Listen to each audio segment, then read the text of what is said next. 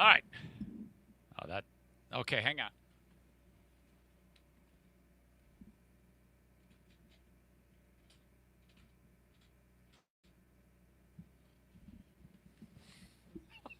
Yeah, if it's not centered, it's like, oh, it's still not, but I'm just going to have to no, I can't do it. I can't do it.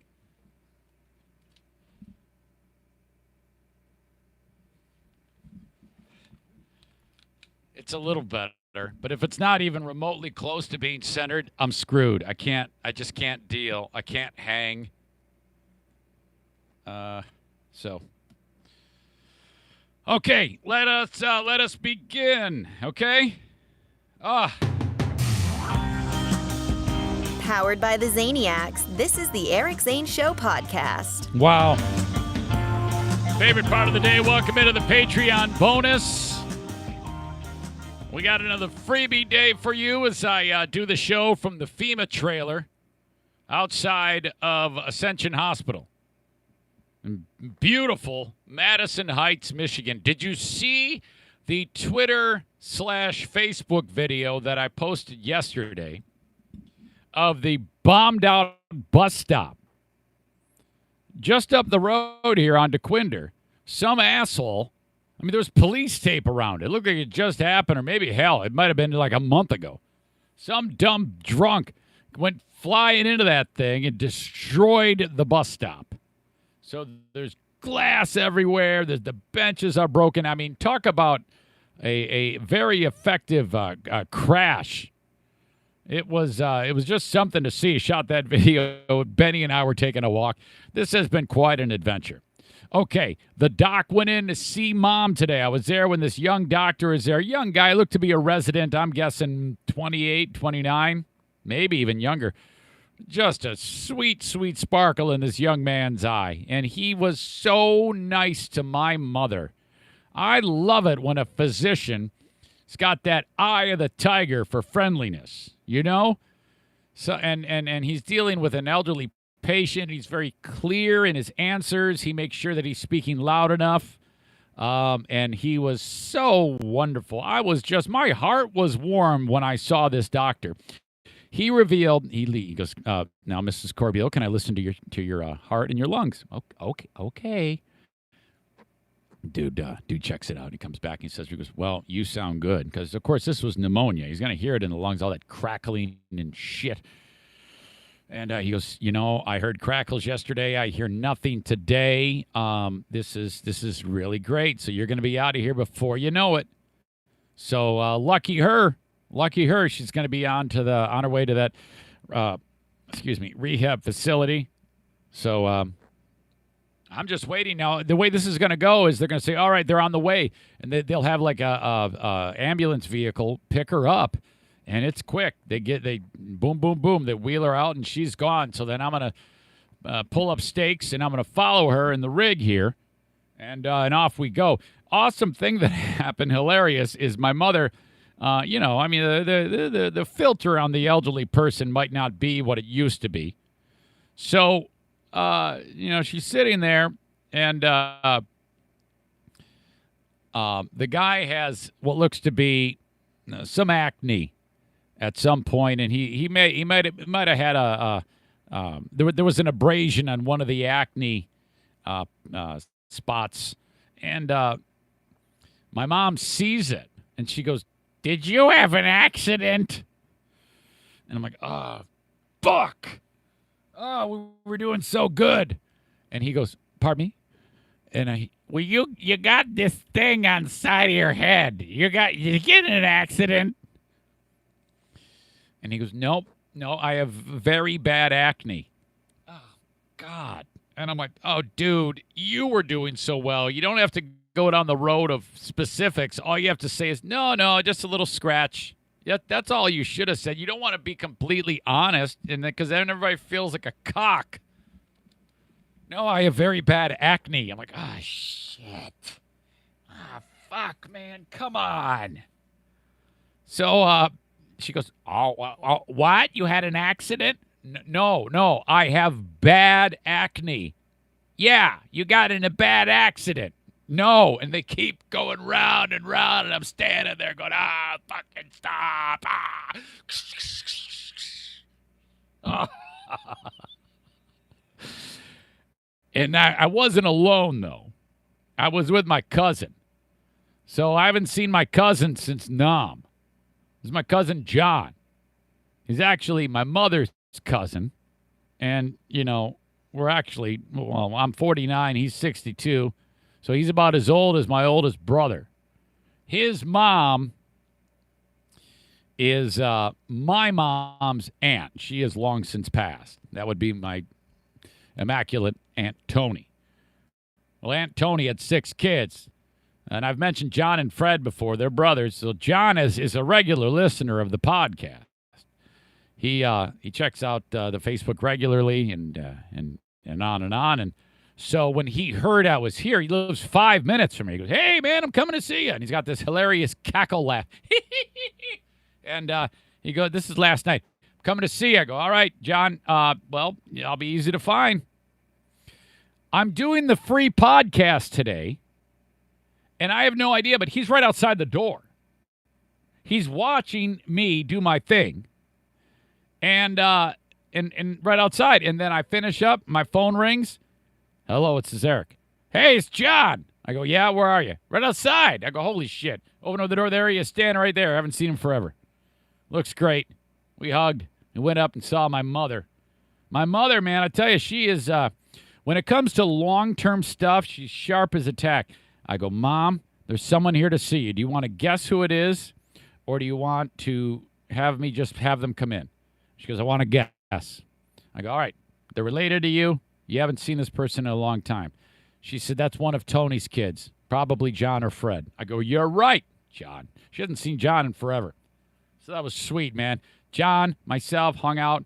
Wally, his son Joe came by. All right, so that's it. That's what's up. I just thought it was unbelievable, that scene with that doctor. God, was that awkward. Oh. We must talk a little more. We talked about this in the freebie about Matt Lauer. When I first talked to you about it, it had just happened, like half an hour earlier on the Today Show, and I described to you, if you don't know, well, I'll just have this story kind of detail it for you. I did my best to paraphrase what they said, but to actually have it right here, this all broke overnight about Matt Lauer. New allegations about former Today co-host Matt Lauer. Lots of anal talk here. NBC's Morgan Radford joins us with that story. Hey, Morgan, good morning. Savannah Hoda, good morning. The soon-to-be-released somber book, Catch and Kill, written by Ronan Farrow, was obtained overnight by Variety and includes an interview with the former NBC News employee whose complaint led to Lauer's firing in 2017. And we do want to warn you that some of the details are very graphic. Oh, yeah. For the first time, we're hearing from the woman whose complaint led to Matt Lauer's firing. The former NBC News employee, whose identity has been kept anonymous by NBC News at her request, is now speaking out publicly. The woman, Brooke Nevels, sat down with Ronan Farrow for his new book, Catch and Kill. Wait a minute. NBC. Did they not just say the woman is remaining anonymous and then said a name? Am I missing something there? Brooke Nevels. They said she's anonymous, and then they said Brooke Nevels. So I don't know if that's a fake name or what, but that confused me. News has not obtained a copy of the book, but Variety did and released details of her interview overnight. In the book, Nevels alleges Lauer raped her in his hotel room at the 2014 Sochi Olympics. According to her account, she had been drinking heavily and went back to his room twice, once to retrieve her press credentials, which she says Lauer had taken as a joke, and a second time after he invited her back because, as Farrow writes, she had no reason to suspect Lauer would be anything but friendly based on prior experience. Yes, but, I mean, I understand you're kind of fucked up when you're drunk. But Matt Lauer is inviting you back to his room. I don't know. Maybe they had that type of relationship. I can't really dive into committing to you should have known better, any of that shit. There. I guess that's fine. It's a little weird. Once she was in his hotel room, Nevels alleges Lauer pushed her against the door and kissed her before pushing her onto the bed, flipping her over, asking if she liked anal sex. Oh, God. Farrow writes, she said that she declined several times. According to Nevels, That's what I do when Diana demands I do that to her. in the midst of telling him she wasn't interested again when he I'm gonna just did it. I'm going to pay for that one. Oh, hold on, let me back up. No reason to suspect Lauer would be anything but I'm friendly. over here based making on jokes prior that my wife's experience. demanding anal. Once she was in his hotel room, Nevels alleges Lauer pushed her against the door and kissed her before pushing her onto the bed, flipping her over, asking if she liked anal sex. Ah. Farrow writes, she said that she declined several times. According to Nevels, she was Is in it the like, no, I don't want anal, but give it to me regular? of telling him she wasn't interested again when he just did it. Oh, you Nevels saying it was painful. Yeah, you can't just do it. There is no just doing it when it comes to anal sex for the first time. You know, you like I said on the freebie, you got to work your way into that. Now, if you have two agreeing partners, and trust me, I know these things, and you're constantly putting it to the recipient. You know, things kind of loosen up there, and it's really no big deal from that point forward after a few tries. But you can't just go to a fresh butthole and just plow it. That hurts. She wept Trust me. silently into a pillow while it happened, Oh. adding, when Lauer asked if she liked it, she said yes. Ugh. Nevels also telling Farrow, it was non-consensual in the sense that I was too drunk to consent. Yeah, I agree. Adding, I it was agree. non-consensual and that I said multiple times that I didn't want to have anal sex. Okay. Back in New York, according to Variety, Nevels told Farrow she had more sexual encounters with Lauer, saying she was terrified about the control he had over her career. Sources close to Lauer emphasized that she sometimes initiated contact, Farrow writes. Sources close to Lauer say that she sometimes initiated contact. So afterwards, days, weeks, months pass, and people close to Lauer say, yeah, she initiated contact. So I guess it's a little bit of he said, she said, you know? Nevels, who had been working for former Today co-anchor Meredith Vieira at the Olympics in Sochi, eventually told Vieira in 2017, several years after the Games, what had happened, according to the book. Vieira urged her to go to NBC Universal's Human Resources Department with a lawyer, which she did. The day after that meeting, Lauer was terminated by NBC for inappropriate sexual behavior in the workplace. Damn it. Though I wish I had access to how that was discussed and what was learned because, yes, I do believe that did all happen, but typically these things are supposed to take a little time, I thought. Not wanted money. Farrow writes she went on medical leave in 2018 and was eventually paid 7 figures by NBC. Wow. NBC News has reached out to Matt Lauer for comment, but we have not heard back. Previously, Lauer issued a statement in April of 2018 that read in part, I want to make it perfectly clear that any allegations or reports of coercive, aggressive, or abusive actions on my part at any time are absolutely false. NBC News responding this morning, Matt Lauer's conduct was appalling, horrific, and reprehensible, and we said at the time. That's why he was fired within 24 hours of us first learning of the complaint. All right. Our hearts break again for our colleague. Oh. In addition, NBC News chairman Andy Lack has said previously, our highest priority is to ensure we have a workplace environment where everyone feels safe and protected. We are absolutely committed to making this a reality. There can be no exception. We did reach out to Ms. Nevels as well, who has not returned our calls or request for comment. All right, Morgan, thank you. Thank you, Morgan. I feel like we owe it to our viewers to pause for a moment. Oh, here we go. You know, this is shocking and appalling. Guthrie. And I honestly don't even know what to say. All right, now she's wrought with emotion here, Guthrie and Hoda.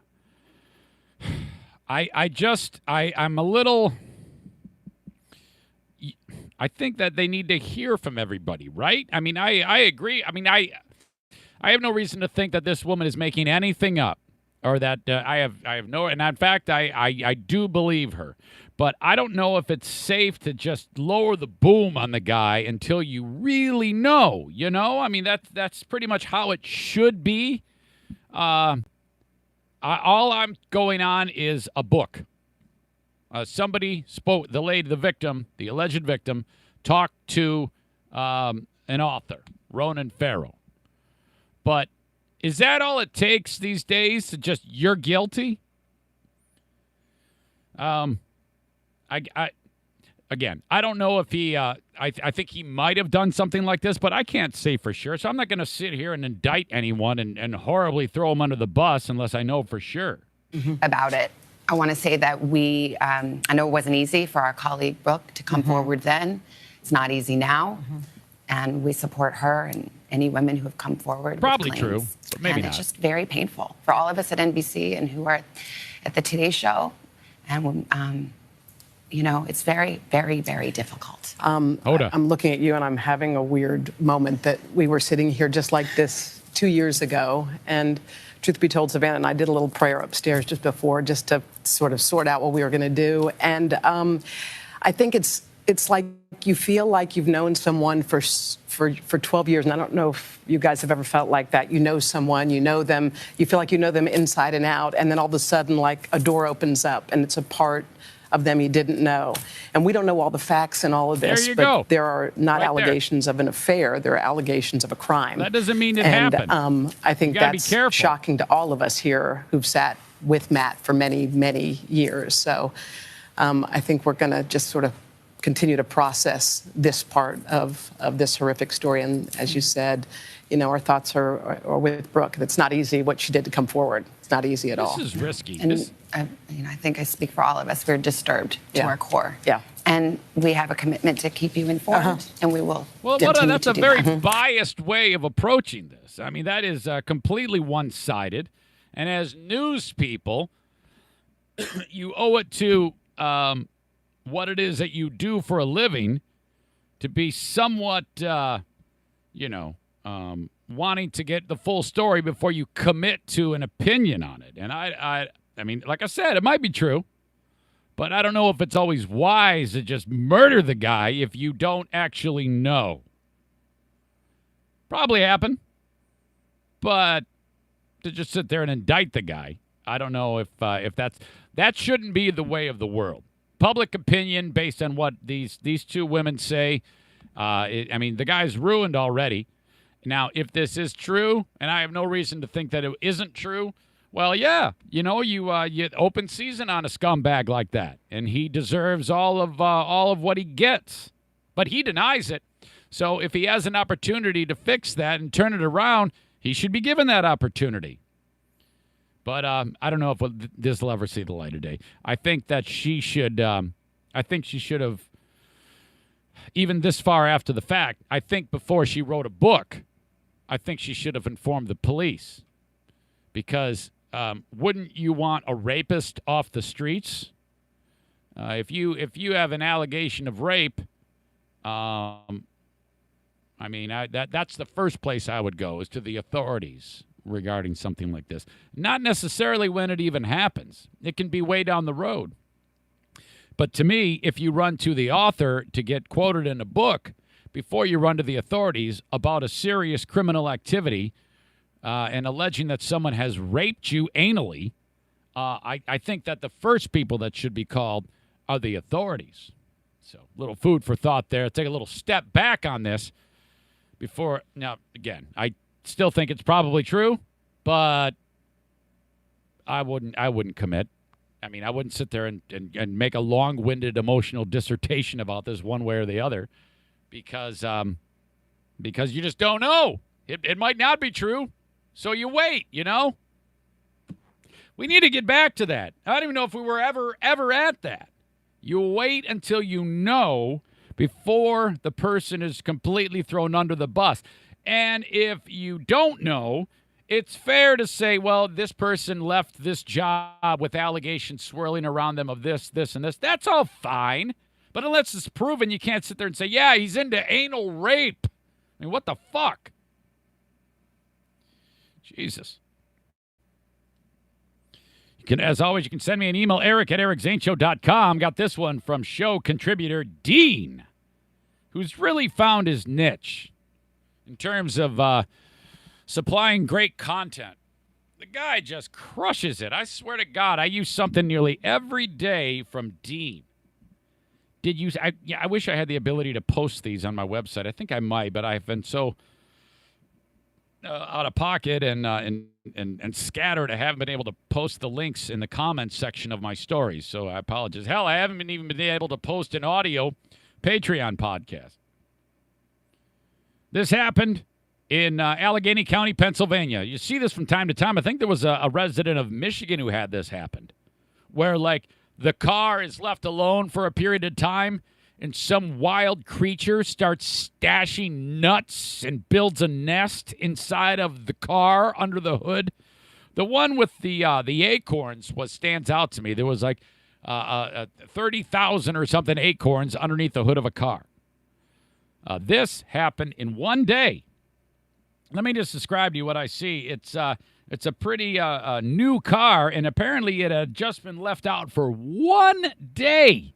And some hard-working, enterprising, Eric Zane work ethic squirrel decided, all right, this is where I'm putting my stash.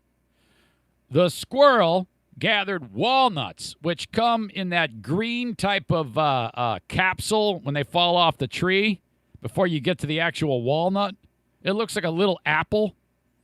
The squirrel gathered up over 200 walnuts, which are bigger than a ping pong ball, and then not only stored the walnuts under the hood, but built a nesting setup with several, like, catacombs throughout this beautiful car. So the lady of the husband-wife team that owned the car, Holly Persick, was driving to, the library.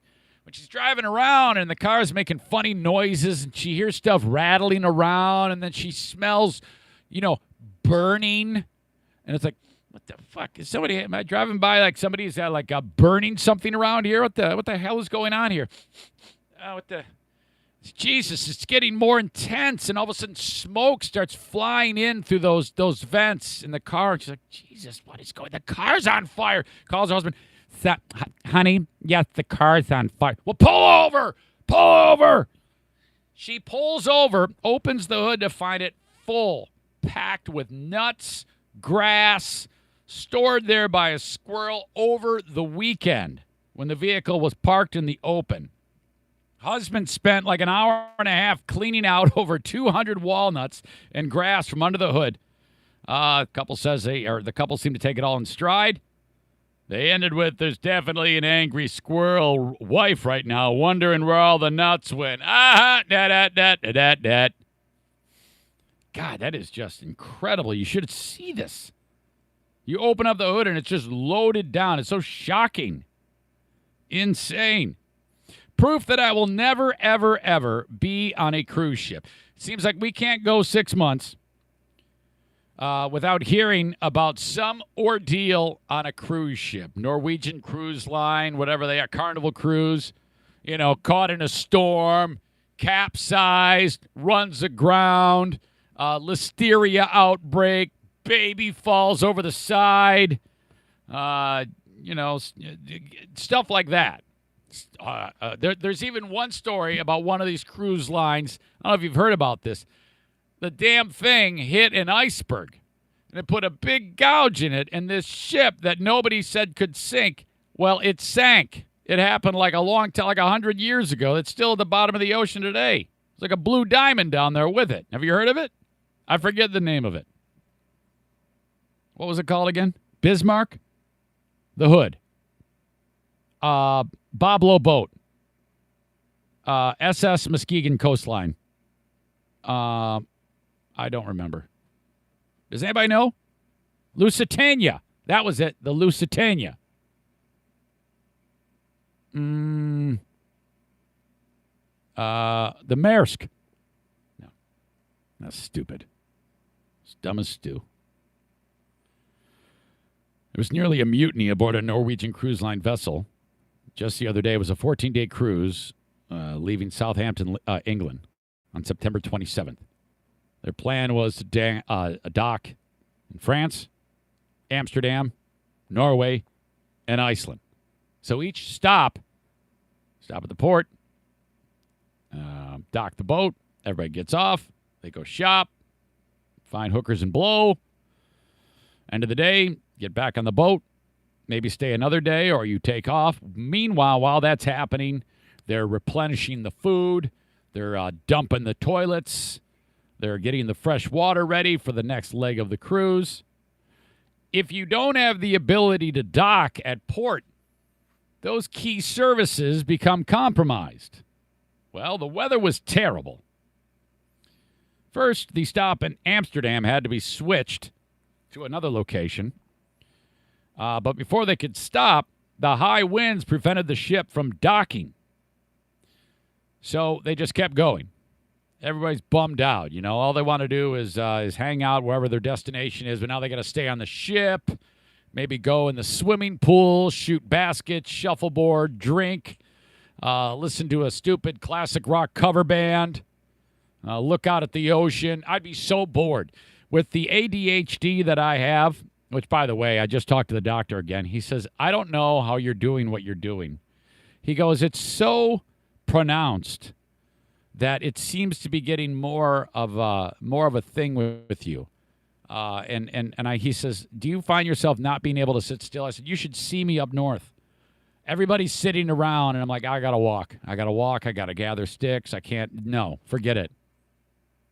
I would hate this so badly.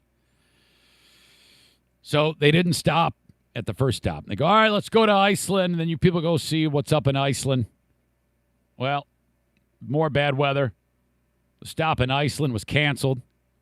So they were not able to disembark. And then, all of a sudden, the ship's services start becoming depleted. Sewer is an issue. Water is an issue. Food is an issue. After several days at sea, passengers started to really get restless, complaining of stale food and the toilet's not working. So if they flush the toilet, everything's full. It's just going to come out the top of the bowl. So they had to shut it all down, and they said, don't go to the bathroom. Oh, my God. A Twitter account was set up to document the unrest on October 8th. Its first tweet complained of, quote, riots aboard after a fifth docking cancellation of the trip. Videos posted to a YouTube account by the same person show angry confrontations between staff and passengers demanding refunds. Boy, we live in a great age where from the ship, the person can establish a Twitter presence and a YouTube presence to document this shit with just a touch of a button. Back in the old days, they just throw you overboard and you never heard from again. I don't know if that's true.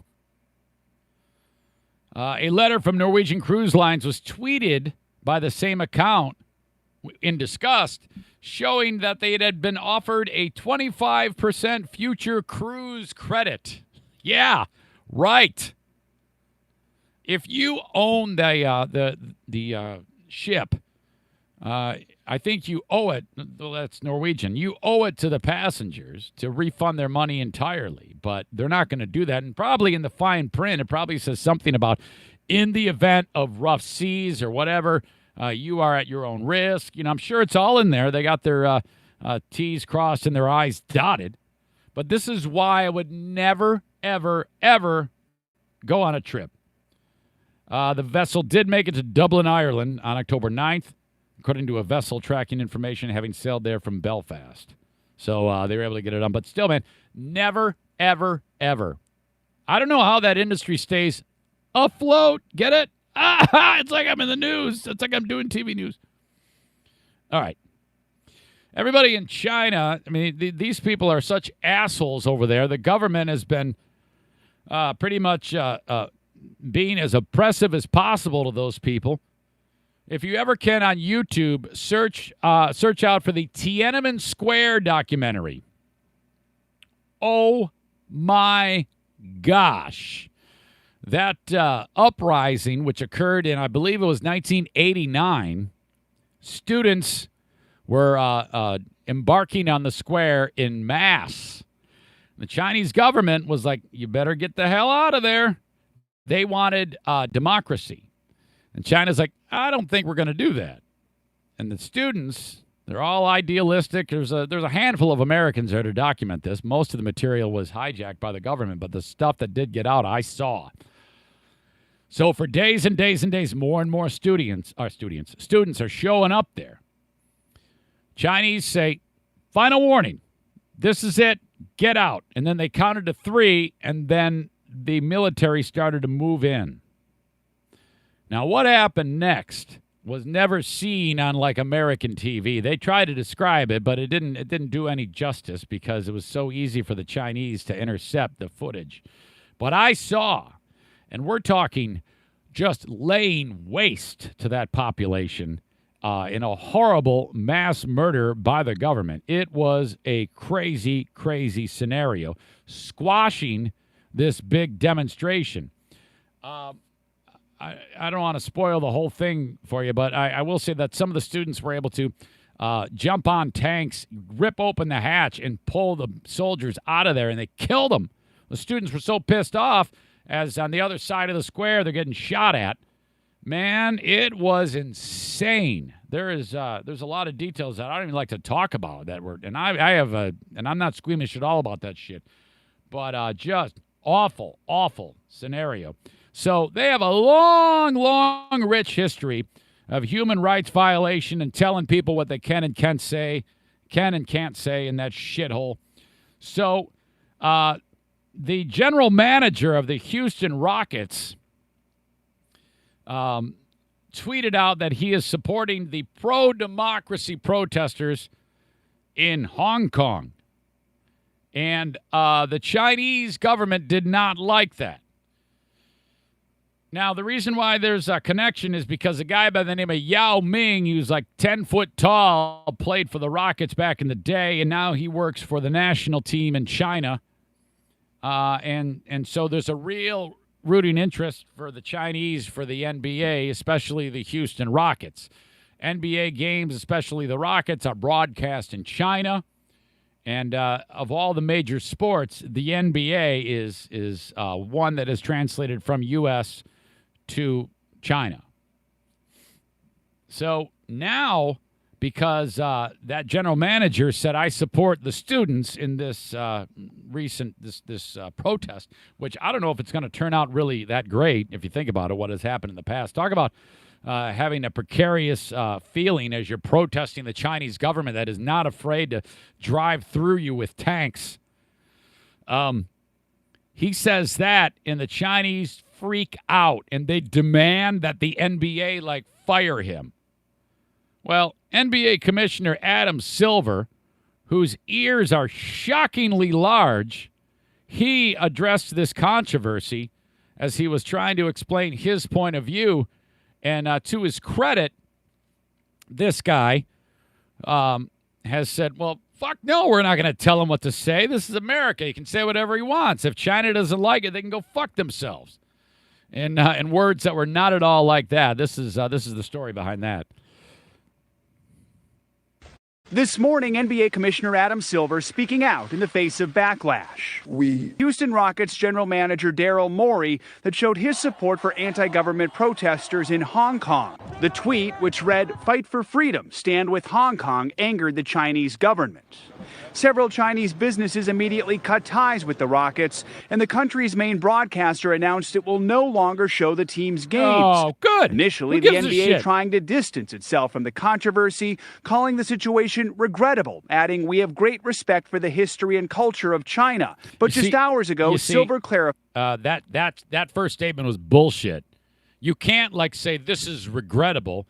You have to say, fuck you, China.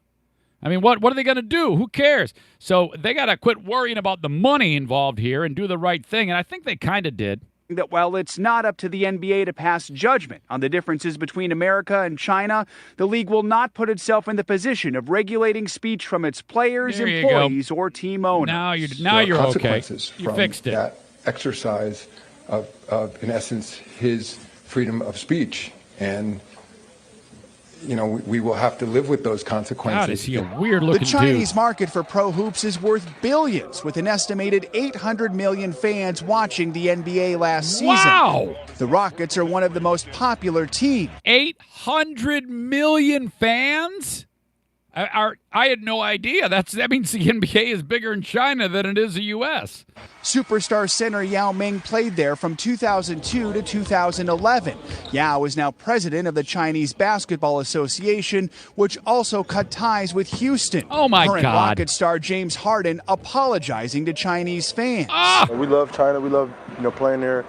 They show us the most important love. So, we appreciate them as a fan base. Morey later apologized, saying, I did not intend my tweet to cause any offense to Rockets fans and friends of mine in China. I was merely voicing one thought based on one interpretation of one complicated event. A bad bounce for a league caught between American free That's not an apology.